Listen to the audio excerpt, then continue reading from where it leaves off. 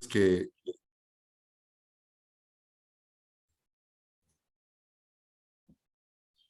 Eh, bueno, yo sí, o sea, esta es una idea mía de lo que he leído sobre el parentesco y cuidado. Este, el cuidado en los estudios de parentesco es un tema como marginal. Y en los estudios de cuidado el parentesco es un tema marginal, o sea, quedan ahí en los márgenes como no vinculándose, ¿no? Entonces yo creo que en ese sentido vale la pena empezar como a trabajarlo como un objeto de estudio propiamente, ¿no? O sea, porque sí, o sea, uno necesita leer toda la etnografía para encontrar por ahí el pedacito en los estudios de parentesco que habla del cuidado, ¿no? Y en los estudios de cuidado, el parentesco también es muy marginal, ¿no? Pues ahí está para articular eso, Leticia, te toca. Sí. Yo tengo la impresión de que tradicionalmente se incorporaba, digamos, el cuidado, pero no estoy tan seguro de esto, en el rubro de la división sexual del trabajo. Sí. Y entonces cuando se pensaba un poco en esto, se pensaba en la división sexual del trabajo sin problematizar, digamos, que me parece que el aporte del cuidado es una problematización mucho más fina, digamos, más precisa de todo el tema, ¿no? ¿Es tan así? Sí, lo que pasa es que realmente el tema del cuidado como análisis, o sea, como análisis y como objeto de estudio, surge en las teorías feministas, ¿sí?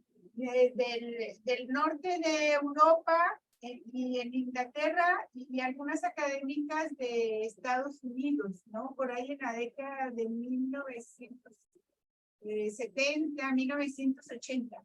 Y entonces, bueno, digamos que el contexto académico en las ciencias sociales era la gran discusión sobre los movimientos feministas, la liberación de la mujer, la división sexual del trabajo como algo universal. Y bueno, ahí entró el asunto del cuidado, que empezó realmente con los estudios de cuidado de los niños. Esto tiene que ver porque las académicas eran madres en ese momento de niños pequeños, ¿no? Entonces era así como la competencia entre el trabajo remunerado y el cuidado de los niños. Pero algunas de ellas, incluso antes de morir, decían que no se habían percatado que el cuidado, o sea, tiene diferentes dependientes y que una vez que ellas empezaron a envejecer, se empezaron a dar cuenta que también era parte del análisis y que no siempre se comporta igual que el cuidado de los niños, ¿no? Entonces sí, o sea, ese ha sido, yo diría, la visión dominante en las ciencias sociales.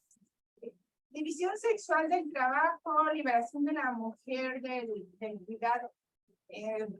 Yo creo que por eso surge tanto la pregunta de que, ay, ¿cómo le hacemos para que la mujer no siga cuidando, no? O sea, a mí me parece que, o sea, el cuidado se ha anclado en la familia, se ha anclado en la relación, va a ser muy, o sea, muy difícil sacarlo de ahí, ¿no? O sea, la pregunta bien sencilla es, ¿quieres que te cuide un extraño? Y estar en un espacio diferente a tu casa. O sea, yo creo que esa es la pregunta esencial, ¿no? O sea, responder a eso es responder, bueno, entonces lo sacamos de ahí, de la familia, y cómo lo sacamos.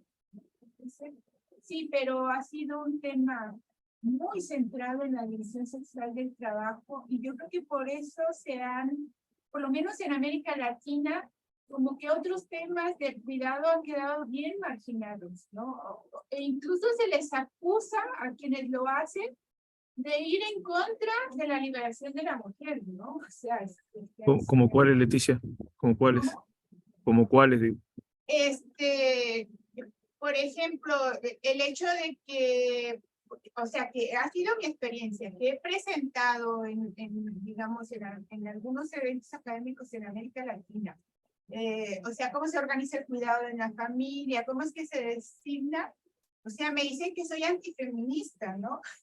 Y yo digo, a ver, a mí me interesa entender cómo o sea, cómo es que la familia está respondiendo. O sea, yo no tengo respuestas para, a ver cómo le hacemos para liberarla, ¿no? O sea, Entonces, y vaya, y yo utilizo muchísimo una de las vertientes feministas más importantes en el cuidado, que es la ética del cuidado, ¿no? Pero eso no implica que, o sea, yo tenga respuestas para lo otro. Ni en la, ni tengo la bandera de decir hay que liberar a las mujeres del cuidado, ¿no? O sea, sobre todo porque hasta este momento no habíamos mirado el papel de los hombres en el cuidado, ¿sí? Que yo creo, o sea, se ha dicho, es que los hombres no participan. Sí, pero realmente las evidencias empíricas son, digamos, muy centradas en las mujeres, pero no de incluir a los hombres. Entonces realmente no sabemos hasta dónde, ¿sí? Sucede eso. Y sin embargo, en principio es fundamentalmente una relación, ¿no? Como todos nuestros objetos de estudio, ¿no? Es decir, por más que se tome, digamos, se ponga el foco en algún agente específico, pues está al otro lado, ¿no? El cuidado, el que resulta cuidado, digamos, ¿no? Que muchas veces es un hombre o no, ¿no? Claro, Y entonces, yo pienso que la antropología puede aportar muchísimo por el lado de otras estructuras. Por ejemplo, muchas veces una hermana mayor, algo que vemos acá, yo veo mucho en la migración, ¿no? Como las hermanas mayores, que a veces son chicas de 12, 13, 14 años y tienen un papel, pero muy, muy pesado y muy relevante, digamos, en la atención de los niños más pequeños, ¿no? Y aunque eso seguro es un tema, digamos, ya muy trabajado, pero la antropología tiene un montón de cosas para decir al respecto, ¿no? Porque tú dices, bueno, digamos, puedes condenar el hecho, pero al margen de eso hay una organización ahí que está sujeta a una situación, etcétera, que es necesario observar, digamos, y que la antropología es buena para eso, ¿no? Es decir, para ver todo el contexto. yo creo que, o sea, si no conozco el fenómeno en todas sus manifestaciones, o sea, es muy difícil decir por dónde podemos entrarle para transformarlo, ¿no? O sea, que finalmente es la idea final de la investigación, ¿no? Poder aportar un conocimiento que sirva para transformar, pero no a priori decirlo, ¿no? Y bueno, yo siempre me he cuidado de no decir, es que hay que hacer o deberíamos para hablar. No, o sea, a mí lo que me interesa es entender cómo se hace esto de cuidar al interior de la familia, por supuesto, con vínculos macro, ¿no? Pero eso no es... ¿sí? Esta semana he estado haciendo unas entrevistas también. Y he pensado, después de tu charla el otro día, ya me quedaron también preguntas así para eso. Una buena parte de eso es lindo también lo que hacemos acá porque te inspira o te mueve a ver otras cosas, ¿no? Y es con gente que vino en un proceso migratorio en los años 60, 70 por acá. Y todo ese proceso, bueno, en muchas partes surge como un aspecto crítico del cuidado de los niños, sobre todo, ¿no? Claro. Y ahí he estado haciendo preguntas al respecto. Y yo tengo un poco la impresión de que es, bueno, para empezar, un asunto profundamente sujeto a procesos históricos y fenómenos específicos también, ¿no? Que creo que una parte de la observación difícil o de la observación más delicada es ver cómo se articula, digamos, lo que sucede en la familia con otros fenómenos de gran escala, que siempre es algo como menos fácil de observar, digamos, o que hay que ir construyendo con mucho trabajo, ¿no? Y en ese sentido, yo desde la otra vez te quería preguntar cómo hiciste metodológicamente em, digamos, para contextos tan diferentes como puede ser el occidente de México y otros que has trabajado y Uruguay, cómo hiciste para controlar, digamos, esos contextos tan diferentes, que es un tema que a mí también me surge en la investigación, ¿no? Claro, bueno, yo siempre he sido de la idea de ir con la mente lo más abierta posible y eh, digamos, a ver qué está pasando. Pero yo creo que algo, sobre todo con la experiencia en Uruguay, fue como estar pensando todo el tiempo en la comparación entre lo que yo había hecho de trabajo de campo acá en Guadalajara y con estos grupos y lo que era Paysandú, ¿no? Este, o sea, el vocabulario que utilizaban, o sea, que tenía que meterme, de estar digamos, siempre pensando, acá pasa esto y allá en Guadalajara yo no había visto, por ejemplo, estas cosas, o sea, y una de las experiencias totalmente distintas es que acá, pues yo vivo en Guadalajara y me desplazo a hacer trabajo de campo. En Paysandú yo vivía en Paysandú, ¿no? O sea, todos los trabajos de campo estuve viviendo en Paysandú, ¿no? Entonces, cuando iba a la panadería, de pronto me decían, usted es la profesora mexicana, ¿no? Digo, sí. Dice, a ver, platíqueme de lo que está haciendo. Ya les platicaba y entonces ellas me contaban historias de sus propias familias, ¿no? Entonces, como que esa experiencia, o sea, fue totalmente distinta a lo que yo hacía. Pero sí, o sea, que más que controlar lo que yo hacía, siempre estar pensando en comparar y encontrar cuáles eran las diferencias o las similitudes, ¿no? Por ejemplo, esto con la gran diferencia que es del trabajo de campo, de vivir donde haces trabajo de campo, a cuando tus lugares pertenecen a la localidad donde estás residiendo, ¿no? Entonces, esa era una. Y el otro también, por ejemplo, los trabajos de campo que hice aquí en Guadalajara, que son diferentes, también era experiencia y con lo que estaba encontrando. Y ya durante el análisis muchas veces me di cuenta de que no pregunté o no observé ciertas cosas, ¿no? Pero era como para decir a considerarlo en la próxima experiencia, ¿no? Entonces, o sea, más bien lo he tomado así como que he aprendido a lo largo de, con una, con la otra, los errores, ¿no?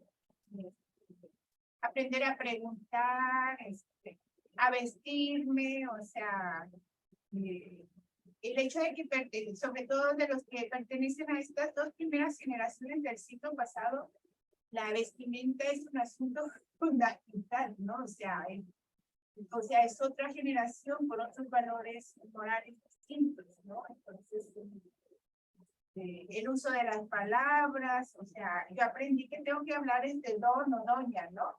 En Paysandú no. Entonces, yo creo que es eso, o sea, la experiencia que adquiere uno y el gran aprendizaje. Y las notas, sí procuro tomar notas, hacer mis notas después de las entrevistas, ¿no? Entonces, Claro, claro. Yo tengo como dos cosas que me gustaría conversar, no sé si hay alguien más que quisiera participar, pero de todas maneras te las planteo una vez. Que el otro día yo hice la pregunta, pero ya no me acuerdo bien cómo siguió, pero yo no creo que no se quedó solamente planteada la pregunta. Y es, ya lo había planteado Mercedes González de la Rocha, este asunto de que aparece ahora que algunos parientes tienen los cuidados son pagados adentro del parentesco, ¿no? Algo que se ve, hasta las entrevistas el otro día surgió eso, ¿no? Que cómo puede ser que alguien pague eso a un pariente, ¿no? Que era algo que se ve en principio mal. Y sin embargo, vemos que hay casos de esos, es decir, que ya tiene precio, ¿no? Ya está en la lógica del mercado de alguna manera, aunque no totalmente, definitivamente no totalmente, y no todos los cuidados, no todos los cuidados. Pero claramente a mí me pone, que esta es la reflexión que yo hago, ¿no? En una situación, digamos, de época, en un modo particular, digamos, de vida que tenemos, porque en contextos más comunales, por ejemplo, si uno ve a Platón, creo que era el que planteaba, bueno, él era, ¿no? Ahí en la República, dice, bueno, de los niños son de la comunidad, ¿no? Es decir, también la madre, pero los niños son de la comunidad y estos son del Estado, y acá el que se tiene que hacer cargo del asunto y es el Estado, ¿no? Y aunque lo que he leído parece que eso era más claro, nunca pasó en realidad, pero sí fue formulado, la sola, digamos, cuestión de que haya sido posible de formular, ya es relevante, pero parece que en Esparta algo de eso había, ¿no? Más que en Atenas de Platón. Y entonces también es cierto que en los contextos comunales hay cuidadores, por eso te preguntaba de los vecinos, hicimos el comentario de los vecinos, que muchas veces, y así era en el pueblo donde yo creí, siempre había señoras que crecí, Había señoras en el pueblo, son vecinas, que son conocidas, que son amigas, que aparecen en la época que alguien se enferma, son acudidas, a veces hay alguna retribución, pero no necesariamente, a veces puramente simbólico. Sobre todo hay una lógica de respeto, de consideración, de un lugar particular para la gente que cuida, ¿no? Entonces, creo que toda esta complejidad está, ¿no? Pero básicamente te pregunto sobre el tema de los cuidados pagados, ¿no? Y qué tanto lo vinculás a esta época particular. Eh, Yo podría agregar algo para ampliar esta discusión, o sea que si bien me acuerdo que también había personas que eran necesitadas, o sea que quién puede, en una economía campesina, yo estoy pensando en mi época de campo en los 70, que era un pueblo que ya había un porcentaje importante de obreros. Lo estaba pensando porque al hacer trabajo de campo, entonces podía uno acceder a la gente porque estaba ahí, ¿no? Pero si están ocupados en trabajo, sin ganar dinero, ¿quién puede regalar su tiempo? ¿No? O sea, ¿quiénes están en la situación? O sea, yo quisiera como pensarlo de esa manera. ¿Quién tiene tiempo disponible que puede, o sea, que ya cuando hablamos del amor filial y todas esas cuestiones, pues voy a esforzarme porque es mi mamá o mi hermana o no sé qué, ¿no? O sea que yo creo que son cosas que habría que como matizar muchísimo, ¿no? Y ver las circunstancias en que se encuentran las personas, porque también en los sistemas de reciprocidad e intercambio, estoy pensando, por ejemplo, en el libro en el artículo o el capítulo de Catherine Good, en el libro verde que yo coordiné. Entonces, las prestaciones matrimoniales a veces incluyen dinero. La gente dice, es que no estamos vendiendo a nuestra hija al recibir ese dinero, ¿no? Es un tipo de regalo, ¿no? O sea que el mismo dinero puede tener distintos sentidos.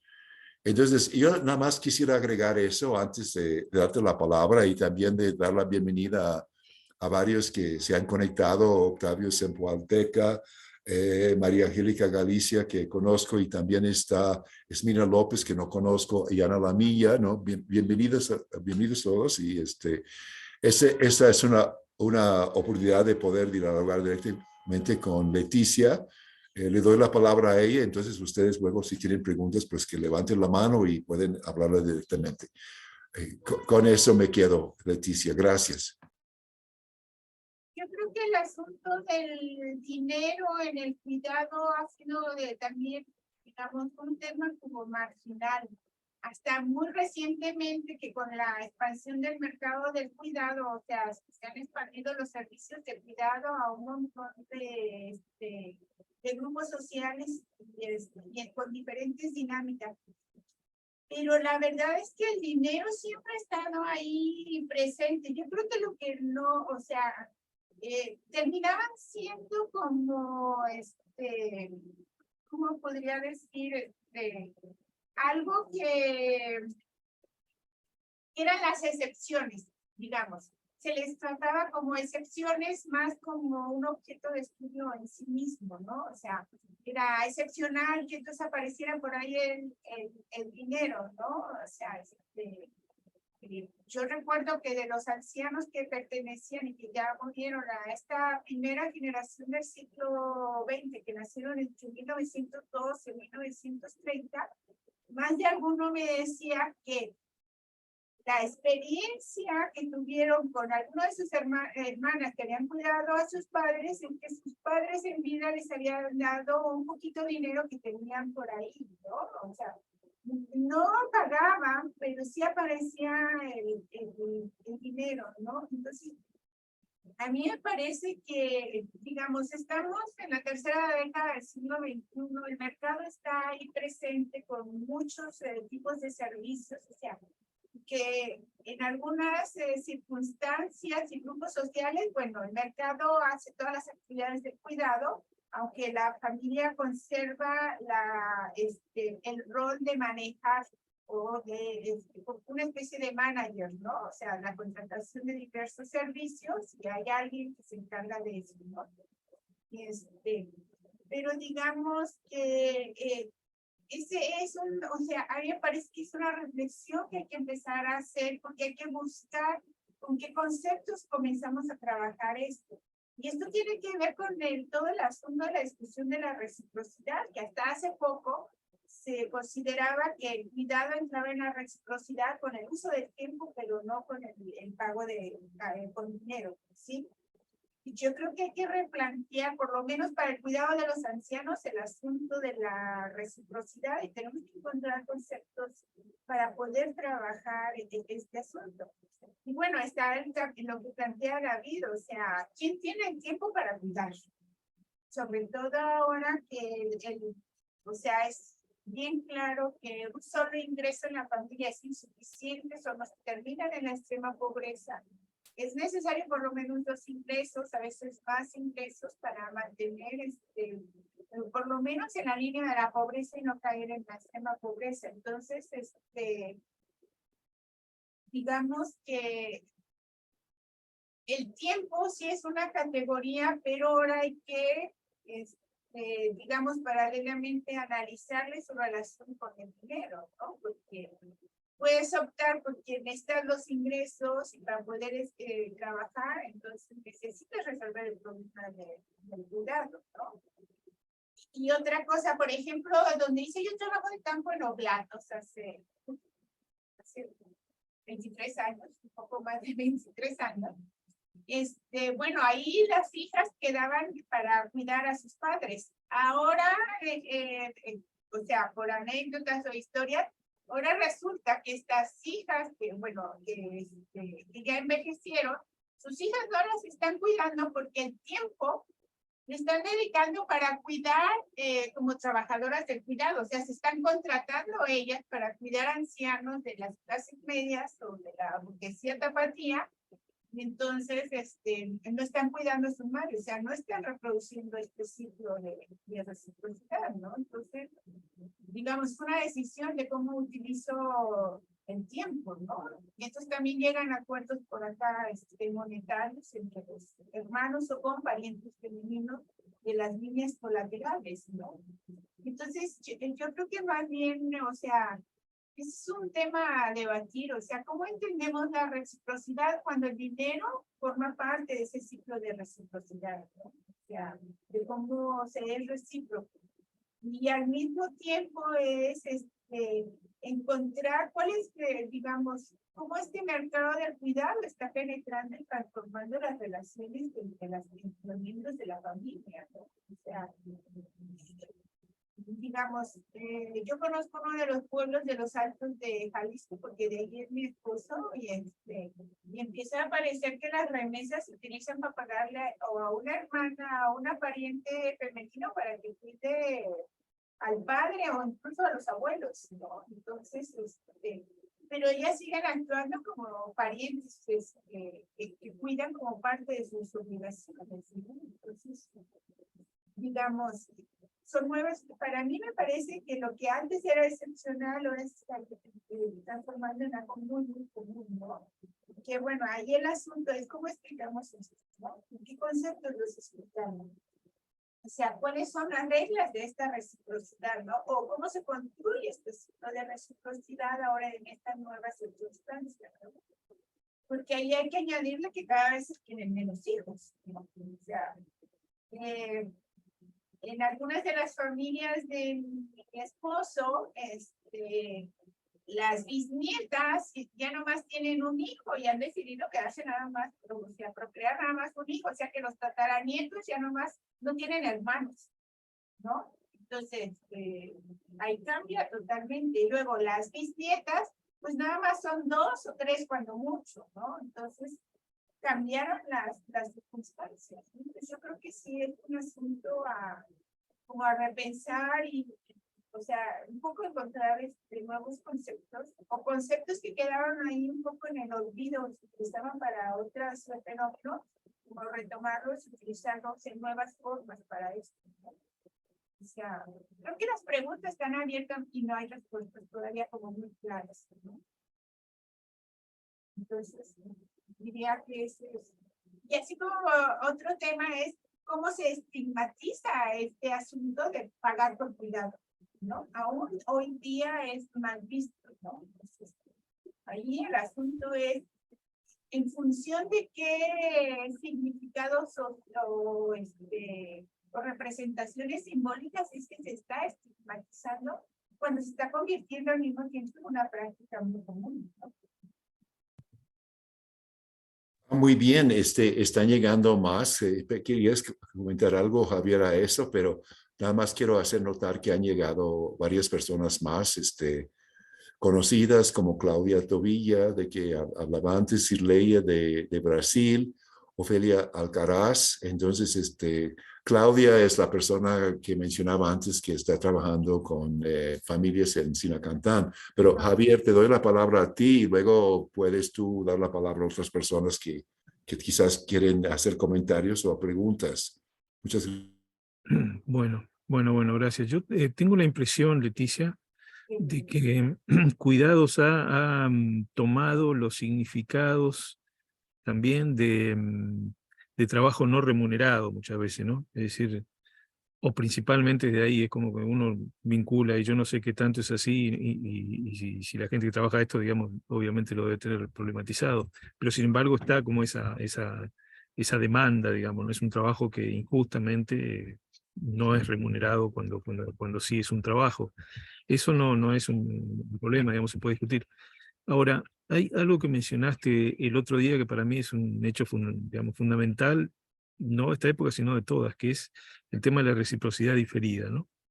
Es decir, que los niños son cuidados por los padres cuando son niños, y ahí se genera una deuda que puede tener expresión, digamos, dineraria o no.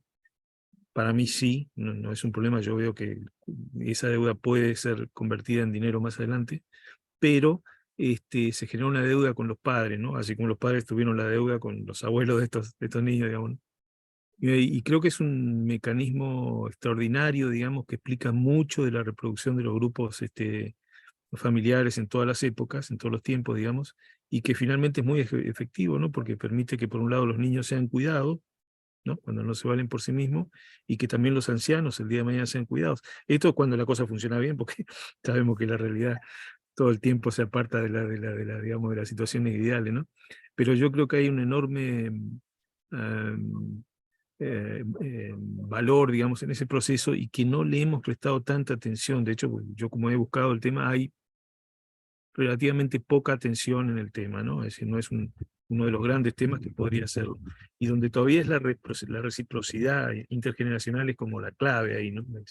Todavía es un tema de reciprocidad, ¿no? Entonces simplemente te quería plantear eso como un elemento para conversar, pero igual si hay alguna otra persona que quisiera participar, puede hacerlo, creo, simplemente levantando la mano, y también está la opción por el chat, pero como no somos tantos, por ahí podemos hacerlo directamente levantando la mano. Mientras, si quieres ir comentando el Sí, yo creo comentario. que el asunto esto de la reciprocidad, o sea, hay que trabajarlo porque, digamos, está emparejando con una reproducción de este ciclo de reciprocidad, pero entre nietos y abuelos. O sea, una de las estrategias de muchas de las familias de los contextos de pobreza urbana para que las mujeres puedan trabajar es que las abuelas cuidan a los nietos para que las mujeres más jóvenes se puedan insertar en el mercado laboral. Pero en esta estrategia de cuidar a los nietos, parecería ser que se está construyendo otro ciclo de reciprocidad que se brinca a la generación de los hijos y crea un ciclo de reciprocidad diferida con los nietos, ¿sí? Entonces, yo no sé si esta construcción de esta reciprocidad explicaría en parte que en algunos sistemas de cuidado estén apareciendo los nietos como también cuidadores de los abuelos. O sea, que digamos, como mecanismo de intercambio digamos, de esta intergeneracional estaría que no es que los nietos cuiden a sus abuelos porque sus madres o sus padres los están cuidando, sino porque ellos mismos generaron un ciclo de reciprocidad que se brincan de los padres y va directamente. En alguna ocasión, sí, un estudiante conmigo hizo unas entrevistas con estudiantes de aquí del mismo centro universitario y la sorpresa fue encontrarse con algunos estudiantes que estaban cuidando o participaban en el cuidado de sus abuelos porque habían sido cuidados por sus abuelos e incluso apoyados en contra del resto de la familia para que continuaran estudiando. O sea, que los abuelos salieron a la defensa de que continuaran, fueran a la universidad, o sea, que hicieron de mediadores en este conflicto familiar y bueno, que estaban ahí estudiando gracias a que sus abuelos los habían apoyado, no con los recursos económicos, pero sí enfrentando este rechazo del resto de la familia que continuaban estudiando. Entonces ahí se hace como, se construye un ciclo, ¿no? Pero, digamos, no es un objeto, o sea, no es un tema como central, ¿no? O sea, como que queda ahí en los, o sea, yo creo que hay muchos asuntos de cuidado durante la vejez que han quedado en los márgenes y que tienen que ver con las generaciones más jóvenes, ¿no? O sea, y con las historias familiares de intercambios generacionales previos, ¿no? Como que se separan, digamos que alguien entra en la vejez y es como si el resto de la historia familiar o la biografía familiar no existiera y entonces se da por no sé, por espontáneamente responder a un ciclo de reciprocidad, pero parecería ser que están, no solamente se sustentaría durante la vejez en un ciclo de reciprocidad entre padres e hijos, sino que incluso podría generarse entre abuelos y nietos, ¿no? Sería como un mecanismo que si no, yo no sé, pero es así como plantear la hipótesis. Entonces, estos nietos pueden trabajar al unísono con el cuidado junto con sus padres o pueden convertirse en una estrategia alternativa cuando los padres no responden o los hijos no responden a sus padres y entonces podrían entrar los nietos como una alternativa, no sé, pero digamos podrían ser como hipótesis a indagar, ¿no? Entonces, sí, ahí el ciclo de reciprocidad, sí. O sea, tiene para, creo que está abriendo muchos, digamos, utilizando esta idea de que formas en cómo se practican o se construyen los ciclos de reciprocidad, ¿no? O sea, no única, sino múltiples formas, ¿no? Multidimensional. Bueno, ahí está Jorge con la mano levantada, ya está cansado de tener la mano levantada. Dale, Jorge. Sí, esta parte que están discutiendo me parece muy interesante porque yo creo que en algunos contextos esta reciprocidad diferida a la que se refiere Javier tiene que ver un poco también con la conformación de los grupos domésticos en el pasado, ¿no? Que obedece en muchas ocasiones tradiciones culturales en donde, por ejemplo, en el contexto rarámuri, quienes se encargan del cuidado de los viejos, de los abuelos, son los nietos, no por esta obligación de la que se refiere Leticia, en donde, digo, si los padres ya no obedecen o cumplen con este ciclo de reciprocidad en respuesta a que de que los viejos cuidaran a sus hijos, sino que en cuestiones culturales, ahí, por ejemplo, los nietos van a vivir a la casa de los abuelos, como parte de la transmisión de conocimiento y que porque está más cerca de los antepasados, ¿no? Entonces, la transmisión cultural hace que los nietos tengan, no la obligación, pero sí esta cuestión como de cuidado recíproco con los abuelos.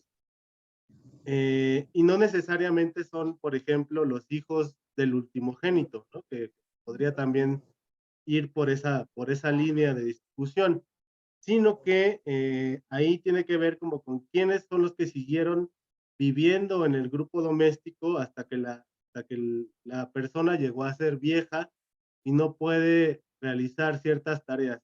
Lo que discutíamos al principio, ¿no? Cómo este tema se ha encaminado a discutirlo con los roles de trabajo en el grupo doméstico, ¿no? Pero también creo yo que en el contexto urbano, al menos en la Ciudad de México, yo conozco varios casos en donde el abandono del cuidado de las personas adultas mayores recae en otros parientes que no están vinculados por línea directa, ¿no? Por ejemplo, con sobrinos, con sobrinos nietos, por esta cuestión de la reciprocidad diferida, en donde en algún momento uno de estos sujetos llegó a vivir a la casa de estas personas, ¿no? Entonces, como reciprocidad, ahí sí se siente la obligación de cuidar a las personas en diferentes circunstancias, ¿no? De enfermedad, etcétera. Entonces, creo que también, por ejemplo, esta parte de cuidado de personas adultas puede ser analizada y trabajada, como en el caso Rarámuri hay varios trabajos sobre esto, que pueden dar, creo que la pauta para poder empezar a ver estas otras formas de cuidado cultural. Nada más, ese es mi comentario.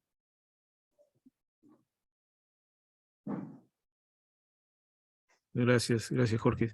Así, si me permite, Leticia, eso lo podemos vincular, pues yo usé la palabra deuda recién, que se genera una deuda cuando los niños son criados, no ingenuamente, sino porque un poco conecta con la, digamos, con la teoría psicológica, digamos, con Freud sobre todo, y te permite que, porque también los psicólogos obviamente tienen para decir sobre esto, ¿no?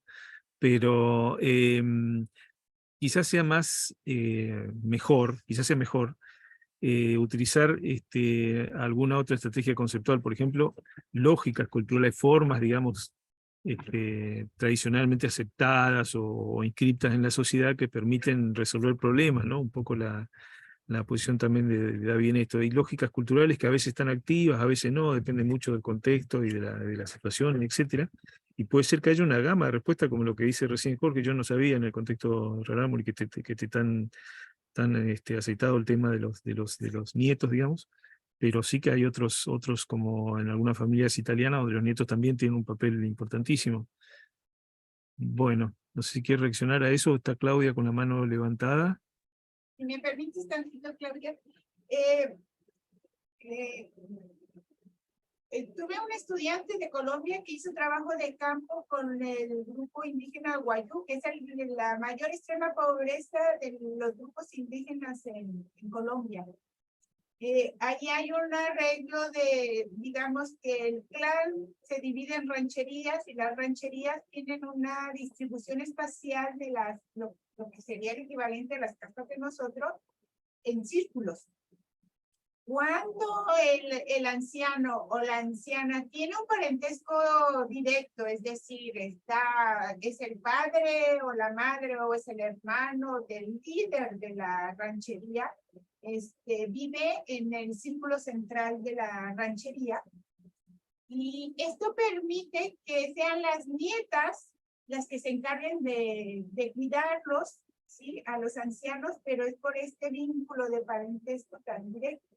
En cambio, aquellos ancianos que viven en los círculos periféricos, y eso implica en una zona desértica, donde llueve, si llueve será menos de 15 días, a 7 kilómetros del lugar central de la ranchería, ahí los nietos ya no aparecen, son parientes colaterales como sobrinos o el primo, no sé qué, tanto hombres o como mujeres. Es decir, yo creo que los grupos indígenas, porque yo no lo he visto por lo menos en las zonas urbanas, a menos que sea el mecanismo de que los abuelos los cuidaron cuando niños a los nietos, pero pues sí parece que hay otra lógica que entra para normar que los nietos se involucren en el cuidado, ¿no? El asunto es que no queda como muy claro cuáles son las reglas de dicha lógica, ¿no? O sea, en función de qué se sustenta el hecho de que los nietos estén involucrando como parte de la cultura del pueblo indígena, ¿no?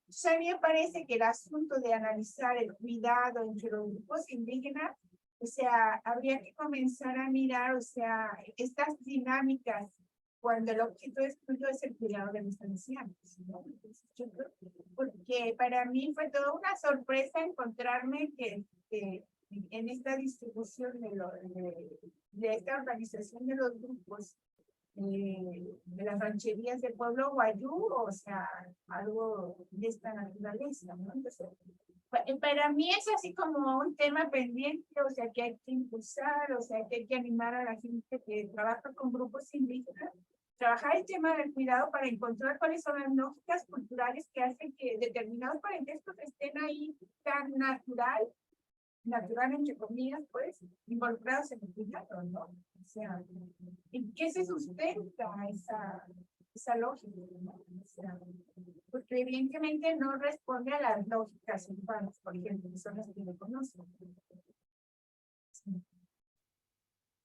Sí, sin duda. Bueno, estaba Claudia, por favor, y luego María Angélica.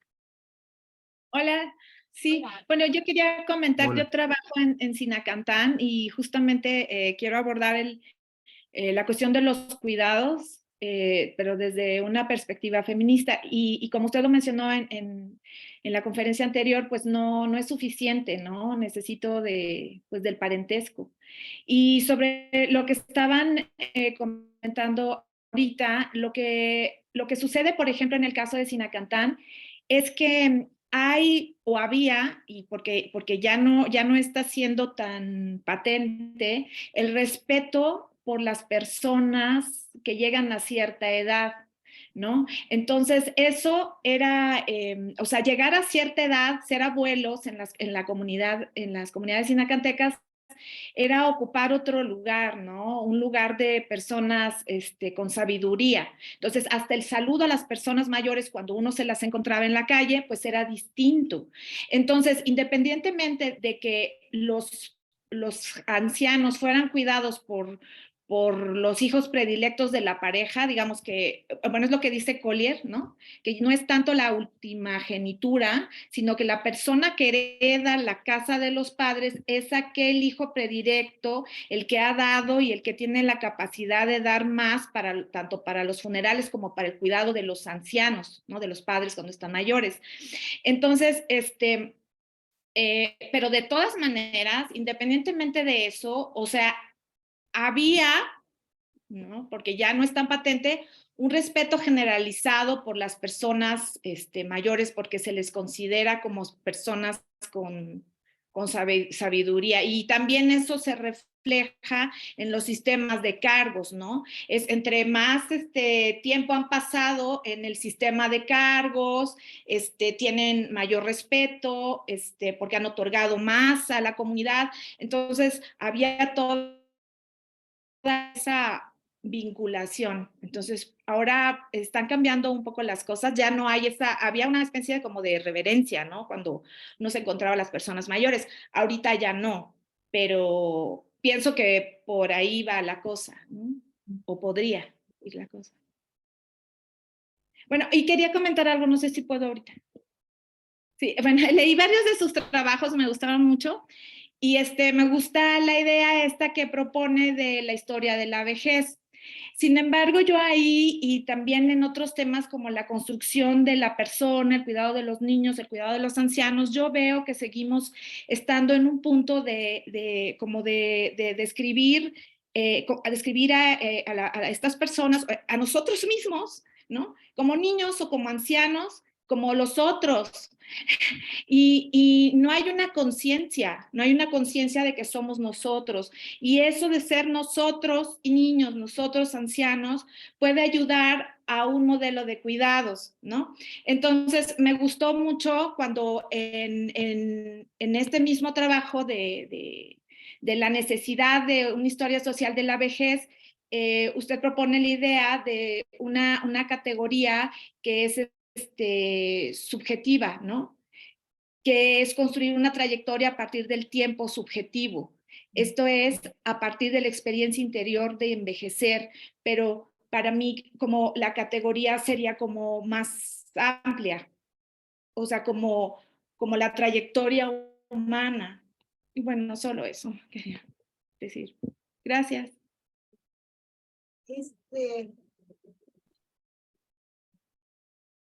Bueno, voy a empezar con lo que dices del cambio de la falta de respeto.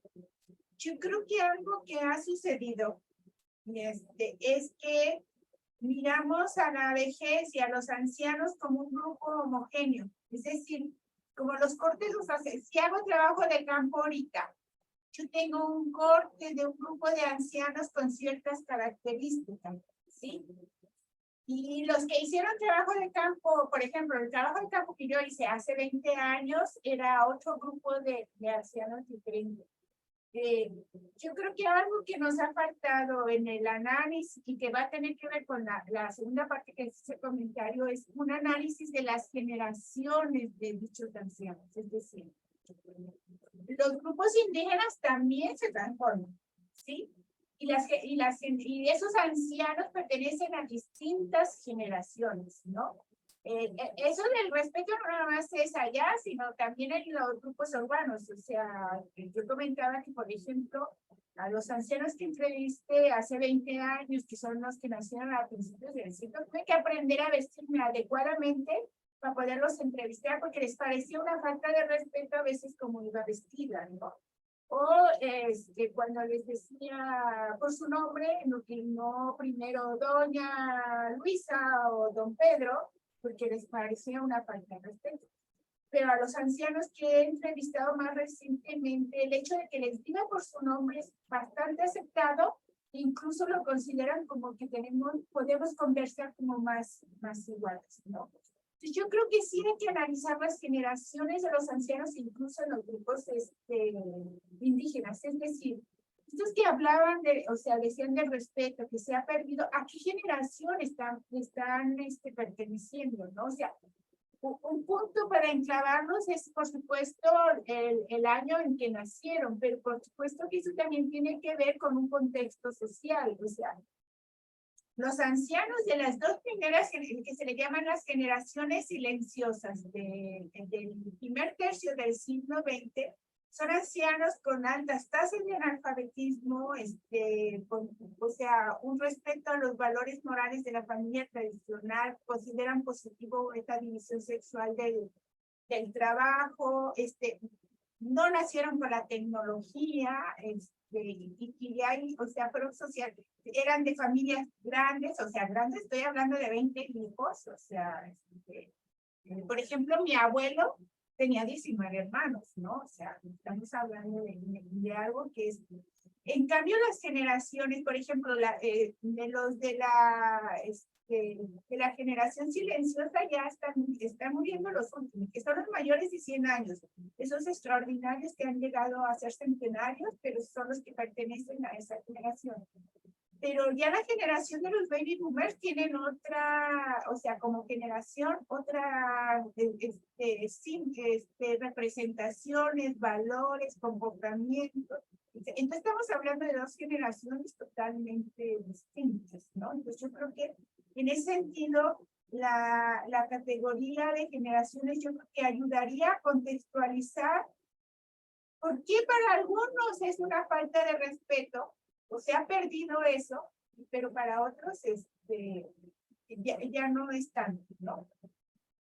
Y acerca de esto de la historia de la vejez, ya me había olvidado que había escrito eso, y algunas barbaridades que dije por ahí en ese escrito, pero bueno.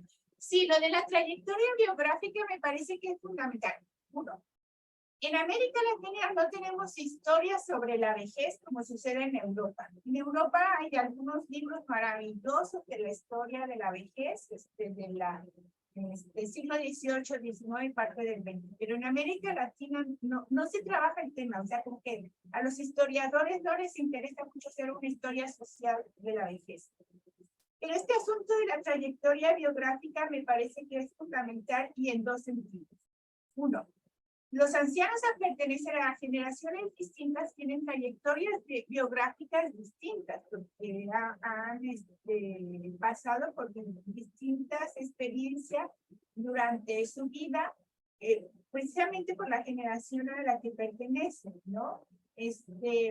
Se dice que estos de la generación silenciosa han sufrido las tres grandes revoluciones del siglo XX, ¿no? O sea, todos los cambios tecnológicos o sea, las máquinas, las lavadoras automáticas de aquellas famosas, la entrada del teléfono y la televisión, y ahora toda la tecnología de internet virtual y todo eso, o sea, la han vivido, pero no significa que la hayan asimilado a los mismos ritmos que las generaciones más recientes de ancianos, ¿no? O sea, yo soy segunda generación de los baby boomers, o sea, entré a fuerza social, no porque haya nacido con la iPad bajo el brazo, pero la generación que viene atrás, que es la generación Z, o sea, ellos nacieron con la tecnología y van a envejecer de una manera diferente. Entonces, yo creo que sí tiene que, o sea, hay que considerar estas trayectorias biográficas en el estudio del envejecimiento. Y la otra es las propias trayectorias biográficas de los académicos que estudiamos el tema. Hace 23 años, yo era una académica adulta que iba a entrevistar ancianos. Ahora soy una anciana, o sea, porque estoy arriba de los 60 años, soy considerada una anciana que está entrevistando a ancianos. O sea, eso ha cambiado para mí mi perspectiva de cómo pregunto, qué me interesa, cómo dirijo las entrevistas.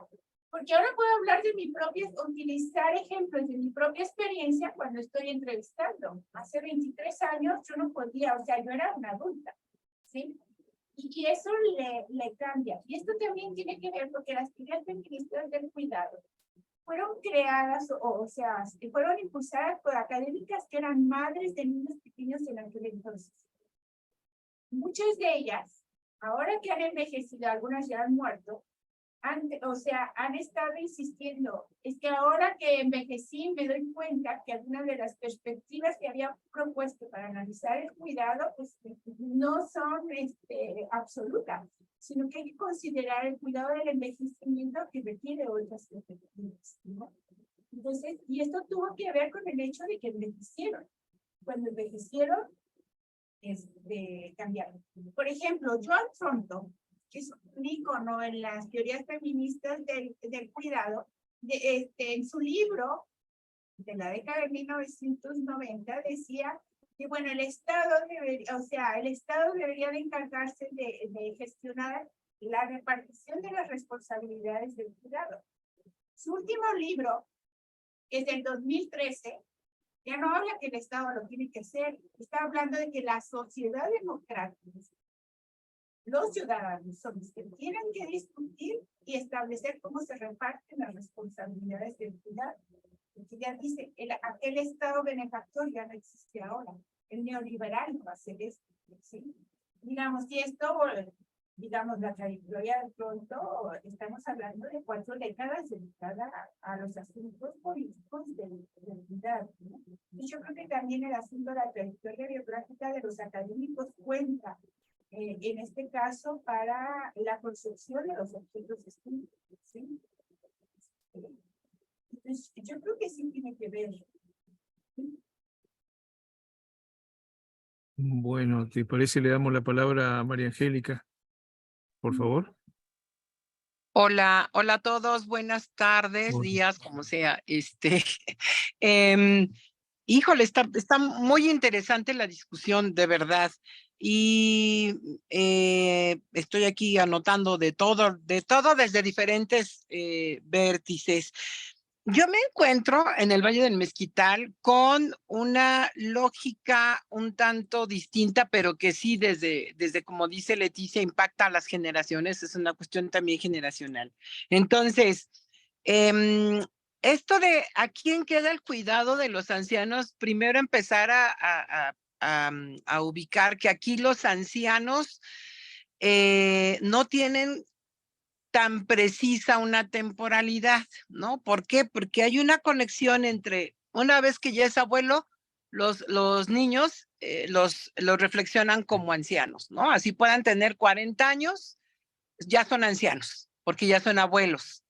Entonces, pero sin embargo, estos abuelos están enlazados directamente con los antiguos y enlazados también con los ancestros.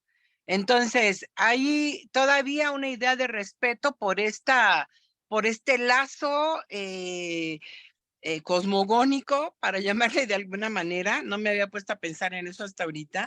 De estos abuelos que pronto se van a hacer antiguos y que muy, muy, muy y que ya siendo antiguos están muy cerca de ser ancestros, ¿no? Entonces, en esa parte hay mucho respeto hacia ellos. Efectivamente, se quedan con el cuidado de los niños, sobre todo, estoy hablando del Valle del Mezquital, no me acuerdo si ya lo dije, bueno, sobre todo porque los papás migran. Y cuando migran, por más que quieran, ya, ¿quién nos va a cuidar? ¿No? Entonces, no siempre quedan los nietos a cargo de los abuelos, porque una vez que ya crecieron, la familia busca inmediatamente que los niños vayan a donde están, o los muchachos vayan a donde están los papás. Entonces, ¿quién se queda a cargo de los abuelos? Me he encontrado a las hermanas, me he encontrado a las primas, me he encontrado a las comadres. Yo soy un ejemplo, o sea, estaba diciendo esta Leticia, ¿no? Bueno, ahora, ¿cómo nos ven? Yo tengo 36 años trabajando en el Valle, entonces, ¿cómo me ven a futuro? Por fortuna, son más fuertes los roles, ¿no? No me dicen la anciana, o no directamente, me dicen la madrina. Y soy la madrina de la primera generación que ahorita tienen ya nietos también, y así los hijos y los nietos me dicen madrina, entonces soy la madrina de todos. Entonces se va más por los roles en esta idea, ¿no? El cuidado ahora son los ahijados, también yo que estoy sola, pues los ahijados me van a cuidar. Y si no pueden los ahijados, son los hermanos de los ahijados. Entonces, es bien interesante todo esto y no van, yo creo que, espero que no vayan por ningún interés, porque no les voy a dar ni les voy a heredar nada. Entonces, no tengo tierras, no, pero soy la madrina. Entonces, hay esta conexión, o sea, son otras series de relaciones, pero creo que si se llega a perder esta idea de los roles y ya no me ven como madrina, no habría quien me cuidara, porque los jóvenes están perdiendo esta lógica cultural tradicional, ¿no? Y están agarrando formas más actuales, ¿no? O sea, sí hay ahijaditos de 14, 15 años, pero ellos nada más van a decir, ¿se le ofrece algo? Y se van, ¿no? En cambio, los mayorcitos, los de 20 hacia arriba en un cálculo, sí van y se quedan y me acompañan hasta la noche, en la mañana se van a trabajar y cosas así. O sea, sí son estas situaciones, pero no me había puesto a reflexionar en qué pasa si me ven como anciana, porque no soy ni abuela, no soy ni tía de ellos, pero sí soy la madrina. Entonces, qué interesante. O sea, de verdad, muchas gracias. Siempre me llevo cosas muy valiosas y aprendizajes muy válidos aquí. Muchísimas gracias. Así también biográfico. Yo también vivo sola, ¿sí? Y yo no tengo hijos tampoco. Y resulta que los ancianos sin hijos y que viven solos se considera parte de la tercera transición demográfica, o sea, que es la que se está registrando ya.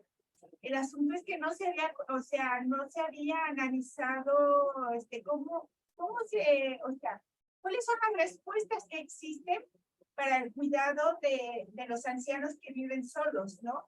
Esa fue una de las razones por la cual decidí hacer el trabajo de campo en Paysandú, porque es el país que tiene el mayor porcentaje de ancianos viviendo solos. En algunas regiones de Uruguay llega al 40%, ¿no?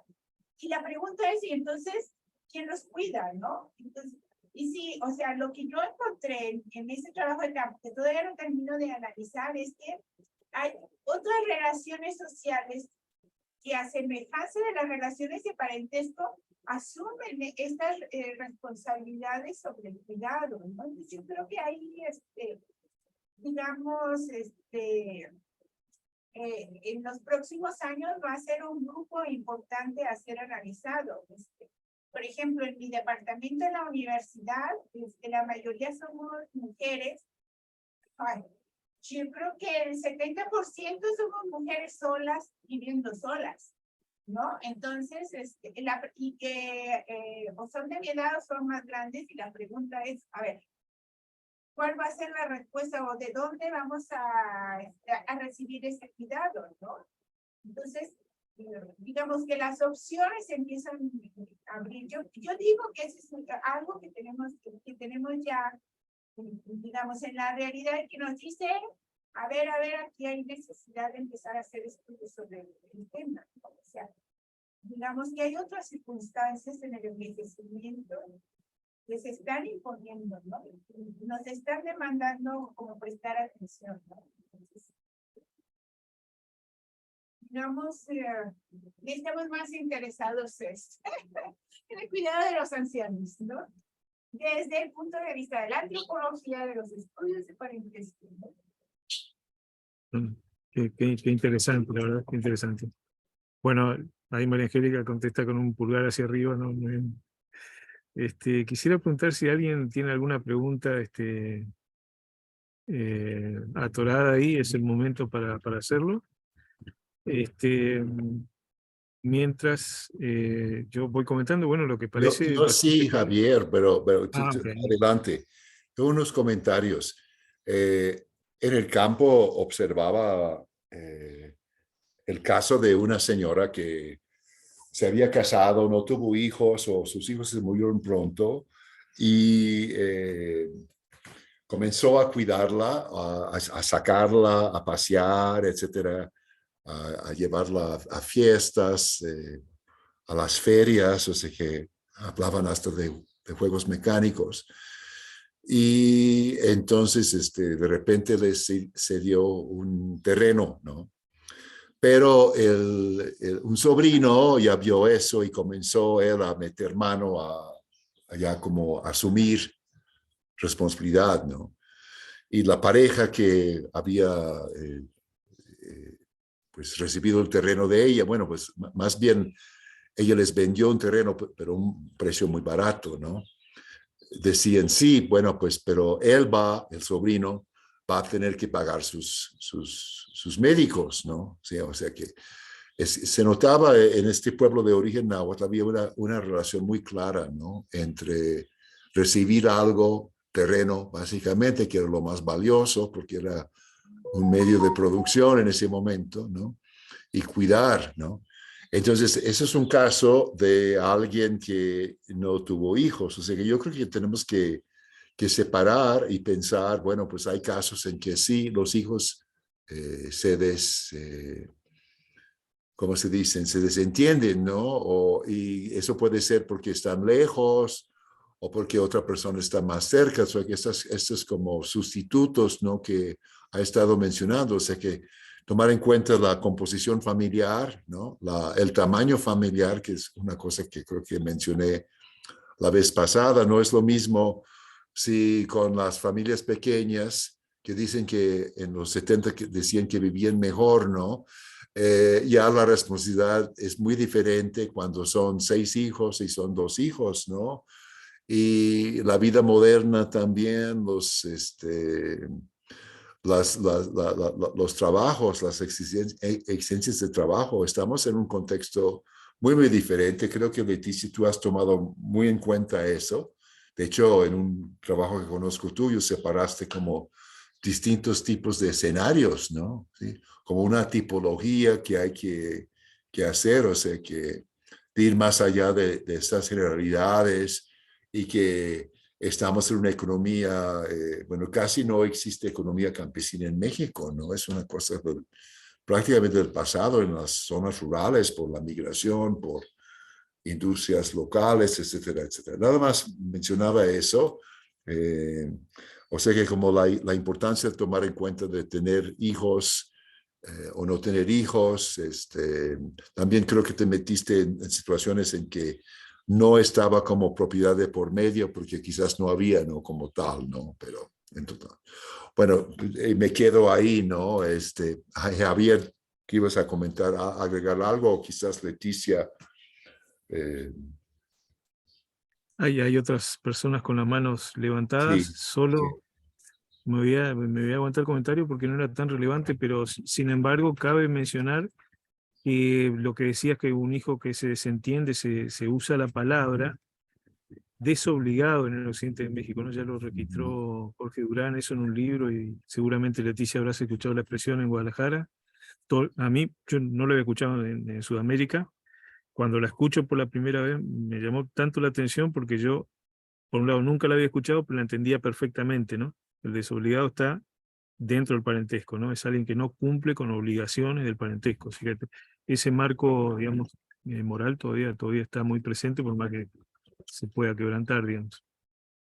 Le damos la palabra a Leticia, a no sé quién levantó primero la mano, si Esmirna, Claudia. creo, ¿no? Mirna. Entonces, adelante, Mirna, por favor. Ay, perdón, gracias.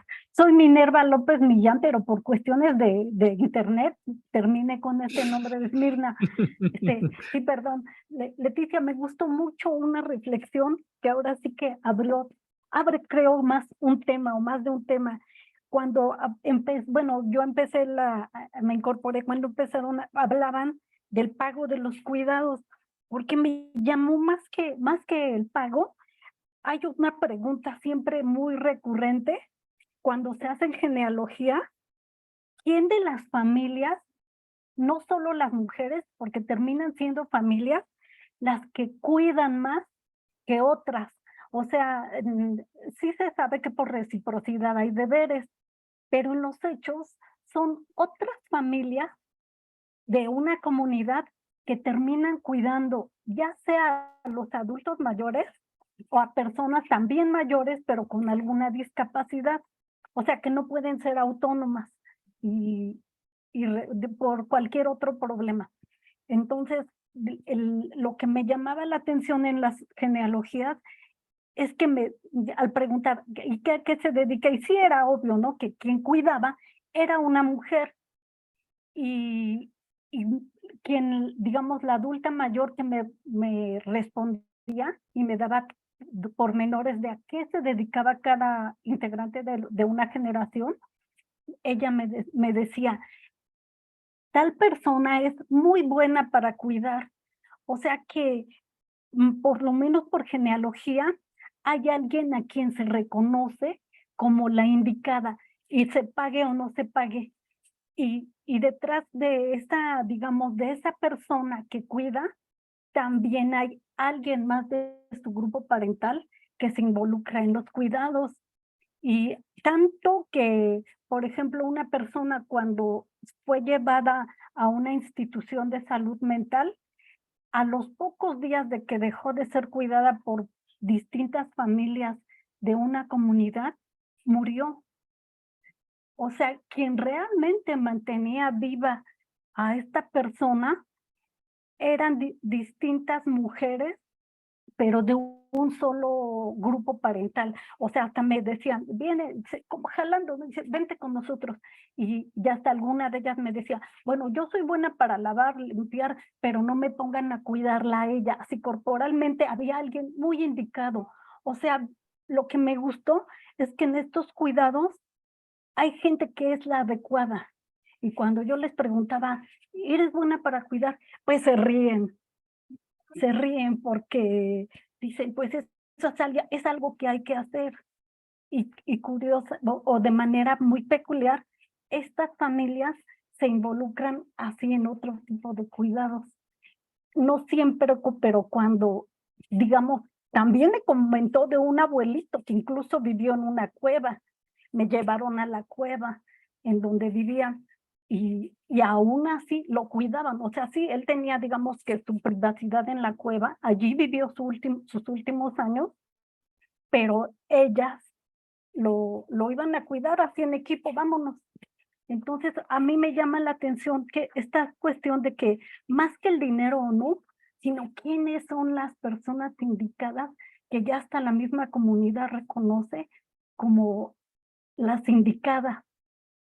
Y digamos que esa es como que a mí el trabajo de usted, Leticia, me hace pensar en estas otras, digamos, en estas otras genealogías que he visto. Por ejemplo, hablo del altiplano potosino, ni siquiera de la Huasteca. Gracias. Yo creo que empezamos ya a profundizar como en espacios, contextos, empezamos a encontrar sistemas de cuidado totalmente distintos a los que tradicionalmente estábamos acostumbrados, ¿no? O sea, visto que Minerva, ¿verdad? Sí. Sí. cómo este es un cuidado comunitario, ¿no? O sea, donde se involucran ciertas familias para cuidar a las personas. Y entonces ahí están presentes. El asunto es que cuando se analiza el cuidado, como todo se centra en las relaciones padres e hijos, como que perdemos de vista estas otras expresiones o organizaciones de sistemas de cuidado, y que yo creo que son los, hoy ya en la tercera década del siglo XXI, son los interesantes a ser analizados, ¿no? O sea, lo que tenemos son múltiples sistemas de cuidado organizados por diferentes actores sociales, ¿no? Y no siempre significa que sea la familia nuclear o la familia consanguínea, ¿no? Entonces yo creo que, o sea, eso habla de la necesidad de como abrirla, ¿sí? O del caso que mencionaba ahora David, ¿no? Eso me hizo recordar también un caso que conozco, de un pueblo de los Alpes de Jalisco, donde una pareja sin hijos, o sea, con muchos recursos, o sea, muchas propiedades rurales, realmente como no tuvieron hijos y los sobrinos aparecían de vez en cuando, quienes lo cuidaban era el que había sido como su especie de mayordomo durante toda su vida, pero él se encargaba de organizar, pero como él se había casado 3 veces o tuvo 3 parejas, eran las mujeres, estas 3 esposas, pues, las que se encargaban de cuidarlos, hasta que llegó el sobrino, uno de los sobrinos, y los institucionalizó, ¿no? Y también murieron al poco tiempo, ¿no? Pero digamos, si estamos hablando de sistemas de cuidado, y esta persona, este hombre que se encargaba de organizarlo, o sea, él platica que como él entró a trabajar cuando tenía 8 años con el patrón, pues realmente quien lo había criado era el patrón y su esposa, ¿no? Y había una como reciprocidad, una lealtad, como estilo familiar, ¿no? Entonces, yo creo que sí es como, o sea, los ejemplos que han estado diciendo, o sea, a mí me despierta más la curiosidad de decir, bueno, entonces habría que considerar estos contextos, estas condiciones, para empezar a analizar, utilizar la herramienta de la genealogía para analizar el cuidado, ¿no?, de los ancianos. Sí, No, muchas gracias. gracias. Lamentablemente, Claudia, que estaba con la mano levantada, debe haber tenido algún problema. No, veo que está todavía. No sé si quieres participar, Claudia, con tu pregunta, consulta o Sí, comentario. sí, es que a mí me brinca mucho por qué no hacer la diferencia de opiniones de género entre los jóvenes estos que entrevistó sobre los cuidados de los ancianos. ¿Por qué no hacer esta como división de las opiniones con base en el género? Y también, también estaba pensando mucho sobre el ciclo de vida, ¿no? Sobre el ciclo de vida y tal vez en parte lo acaba de responder, o sea, las mujeres a medida que pues vamos avanzando en nuestro ciclo de vida, empezamos a tener más complicaciones para las cuestiones de emplearnos, ¿no? Para estar en el mercado laboral. Entonces, también tenía curiosidad si había trabajado sobre esto, sobre la cuestión de los cuidados, cómo se entrecruzan ciclo de vida, el empleo en las mujeres y además, pues como, o sea, más allá de la doble y de la triple jornada, como, no sé cómo explicarlo, como cuáles son las opiniones sobre los cuidados de este grupo etario, ¿no? Más avanzado. No lo he analizado. La verdad es que tendí más a centrarme en asuntos de parentesco, de familia y también de espacios de cuidado, ¿sí?